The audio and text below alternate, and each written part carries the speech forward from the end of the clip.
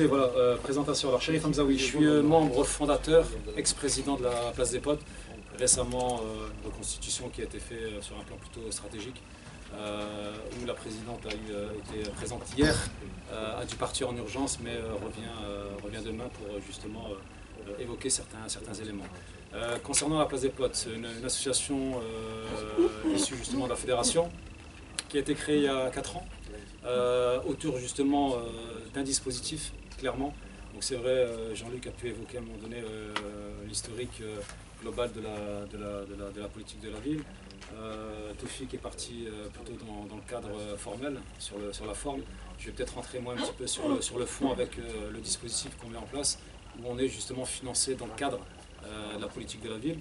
Donc le dispositif que la fédération porte aussi, SOS Stage, on a pu justement nous le creuser et le mener auprès de 2 lycées professionnels sur Roubaix. La première année, on a pu justement accompagner 90 jeunes avec un taux d'accès au stage de 85%, avec des classes ciblées. Donc si vous voulez, il y a un accompagnement qui est fait, il y a un conventionnement qui est fait avec le lycée directement. Donc si vous voulez, il n'y a pas de prestation directement, il n'y a pas de, voilà, on ne demande pas une facture à l'éducation nationale au lycée par rapport à ça. Pour l'instant, on bénéficie des subventions, des dotations politiques de la ville. Donc voilà, on utilise, je dirais, ce levier-là qui nous permet, je vais dire qui nous permettait, bon, encore aujourd'hui, je l'espère un peu plus tard, d'actionner les leviers. Deuxième lycée qui a été dans la foulée mené sur Roubaix, donc des lycées qui sont dans le cadre de la politique de la ville, avec des publics qui viennent forcément de la région, et qui l'année dernière, on a tourné à 135 jeunes accompagnés sur les 2 lycées, avec 85% d'accès au stage. Donc voilà, sollicité un peu partout. Actuellement, on est plutôt après dans une dynamique où Toufik disait bien qu'il y avait les régions, justement l'ADR, la direction régionale, qui portait aussi la politique de la ville. Donc c'était l'un ou l'autre où on émargeait.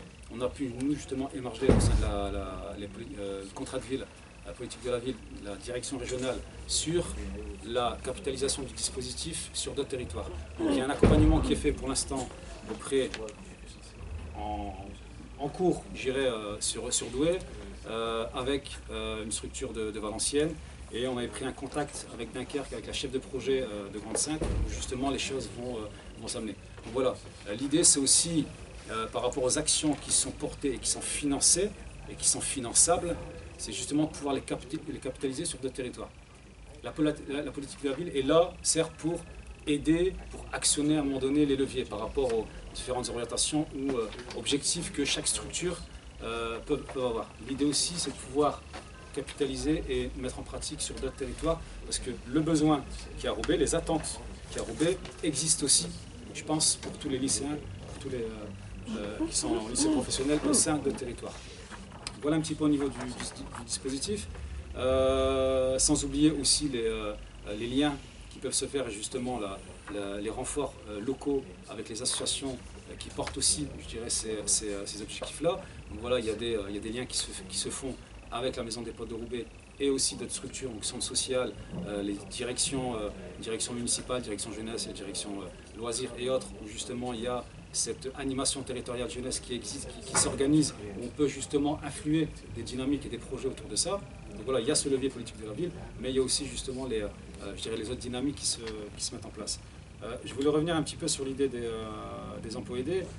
Encore une fois, on est une petite structure, hein, on n'a pas des milliers et des cents. Mais l'idée à un moment donné, c'est aussi essayer de répondre justement aux inégalités, et en l'occurrence cibler, nous, concrètement, au niveau des étudiants en difficulté dans le cadre de la recherche de stage. On a été impacté forcément par notre seul CAE qu'on avait. On a dû lui arrêter son contrat au 31. Les services civiques sont en cours de recrutement pour pouvoir accompagner, sauf que voilà, en tant que bénévole, et c'est vrai que la politique de la ville, c'est pas donné à tout le monde. Quand je dis c'est pas donné à tout le monde, il faut une ingénierie, il faut une compétence, il faut une connaissance, il faut savoir rédiger les dossiers. Beaucoup d'associations n'ont pas cette formation, cette capacité à organiser ça. Donc voilà, c'est du temps. Le temps, on essaye de le prendre. Voilà, si je suis ici présent et mobilisé au sein de la fédération, c'est aussi par rapport à certaines valeurs. Donc voilà, mon boulot professionnel, mon travail me permet, et mes formations me permettent justement de porter, de porter voilà, ces dossiers-là. Et pas plus tard que ce matin, voilà, j'ai reçu un mail, je le disais encore tout à l'heure, de Pôle emploi qui me disait voilà, qu'il y avait peut-être un levier autour des CAE. Alors, pour revenir un petit peu sur ce que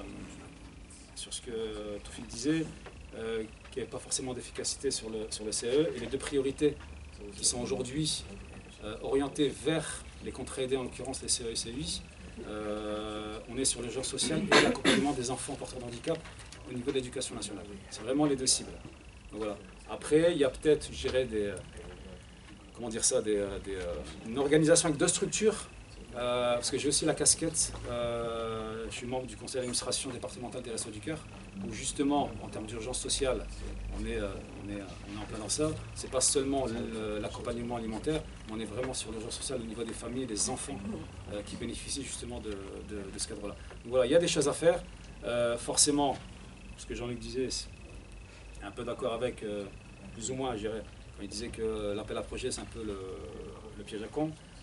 On peut en utiliser à un moment donné, sur une période très courte, les bénéfices, mais après essayer de s'orienter vers d'autres leviers financiers, en l'occurrence, voilà, qui peut être le mécénat ou des autofinancements entre structures.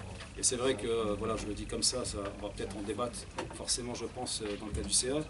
L'idée aussi, c'est que la fédération nous soutient et elle continue, et je remercie, mais l'idée aussi, c'est de permettre aussi aux autres maisons des potes locales de s'auto-financer, de s'organiser pour pouvoir capitaliser les expériences qui existent dans un territoire et sur un autre. L'idée, c'est vraiment de travailler dans ce sens-là. Merci.